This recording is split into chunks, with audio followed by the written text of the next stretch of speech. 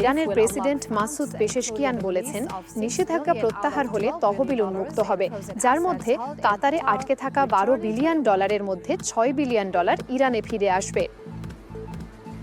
Iran ওমানকে নিয়ে Hormuz প্রণালী ব্যবস্থাপনা বিষয়ে প্রথমবার আলোচনা করেছে। এর আগে তেহরান ওয়াশিংটন মধ্যপ্রাচ্য যুদ্ধবন্ধে প্রাথমিক চুক্তি সই করে।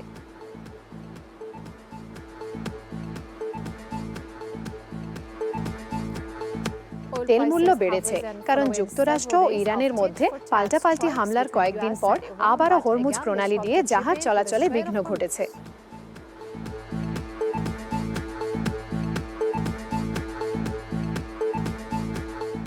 চীন 20টি জাপানি প্রতিষ্ঠান, যার মধ্যে বড় বড় কোম্পানিও রয়েছে, তাদের ডুয়াল ইউজ পণ্য রপ্তানির জন্য কালো তালিকাভুক্ত করেছে।